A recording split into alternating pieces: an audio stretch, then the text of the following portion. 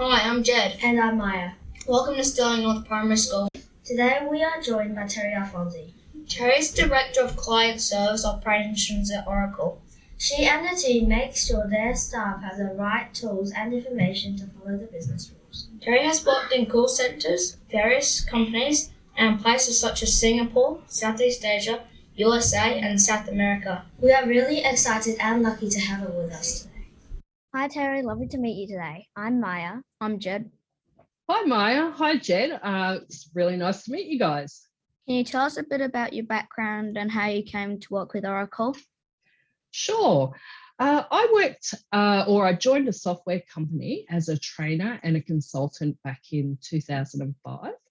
And then I moved to Singapore for 2 years, consulting and managing a team there. And I also began to specialise in energy and resource projects.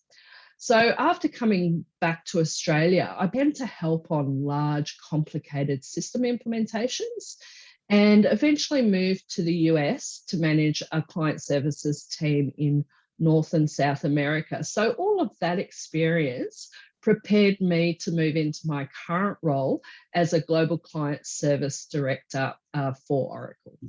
That sounds like a very interesting job. It's pretty interesting. What are some of the things that you do as a part of your job? Well, I belong to a small team, and our team makes sure that our staff have all the right tools and information to implement our software products. So we develop the services that customers can hire our staff to do. They're called professional services. And we also review our business processes. So basically how we do things and see if they can be improved. And the other thing that we do, which is quite large often, is we roll out new systems to help staff do their work. What are some skills you need to do your role? That's a great question. We have probably two main skills that I need to be able to do my job. The first thing is consulting. So I need to be able to bring together a group of people to achieve an outcome. So implementing a new software system, for example. And that might be fact finding. We call that requirements gathering, and deciding on how the software should be used. And the really hard part about consulting is getting everyone to agree. The second skill that I use on a regular basis is project management. So planning and delivering work that might take weeks or sometimes even months. It might involve lots of people and complex systems. So being able to plan goals and track progress and communicate changes is a really important part of my role. That sounds really hard. It's step by step. So it's just being organised. How have you seen the skills that people need to change over time? I think that's a really interesting question, Maya. There's been a lot of change in our industry and many others over the last 20 years due to technology. But really, foundational skills like teamwork, critical thinking, communication, and innovation actually remain the same. It's actually the technology that's being developed at such a fast pace. So what happens is that our working tools continue to change. And so that requires a lot more resilience from our staff, myself, with regular training on systems and products and the rules of the business. So our working environment changes more often than it used to. What does an average workday look like for you? So my average workday can change depending on what project I'm working on. But the activities that I undertake kind of go in the same flow. So the first thing that I do is I check my mail and my messages to see if there's anything that needs immediate attention. I also check my calendar to remind myself what meetings I have. And usually I'll also check tomorrow's meetings just in case there's anything that I need to prepare for. And then after that, I start working on whichever activities are at the top of my list. And those are the activities that may differ from day to day. How do you keep track of all you need to do? There is a lot to keep track of, I'm not going to lie, Jen. I think the most important thing that I do is I keep my mail under control, and I use something called the 4D system. The second thing that I do is I track progress against all of my goals. So I keep a track of what my next steps are, any major milestone dates, and of course, any outstanding actions. So really, in the end, I keep a lot of lists. Can you tell us about a time when you had to work as a team? Sure.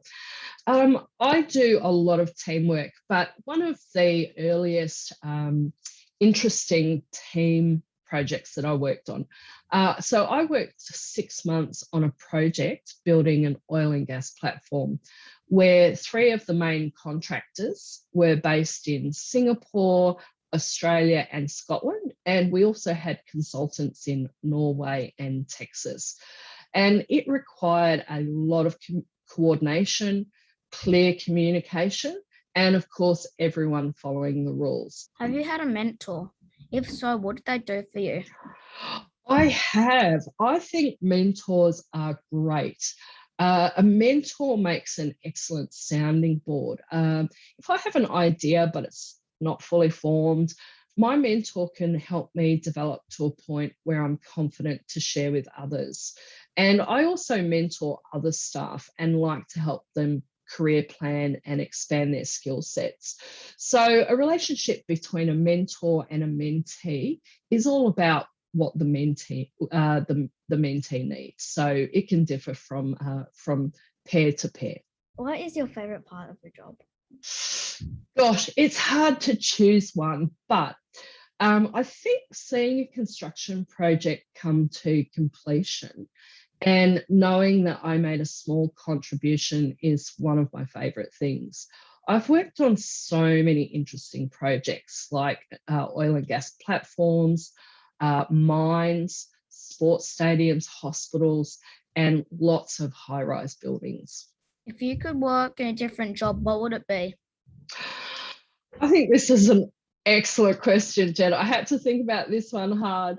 I think I'd like to do something in earth sciences where I could combine data research and getting out and doing field work. I'm quite curious about volcanoes and how they work, so maybe that's a good idea. If you could go back in time and give one bit of advice to a 10-year-old self, what would it be? Yeah, I would say that it's okay that you don't want to know what you want to be when you grow up. When I was in school, I remember thinking that I had to pick a career that I would be happy in for the rest of my life.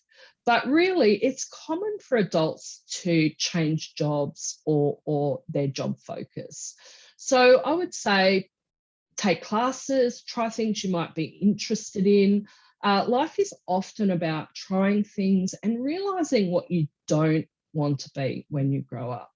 But I would say probably start by deciding if you're an inside cat or an outside cat. Thank you, Terry. Thank you. Thanks. Thanks, Maya. Thanks, Jed.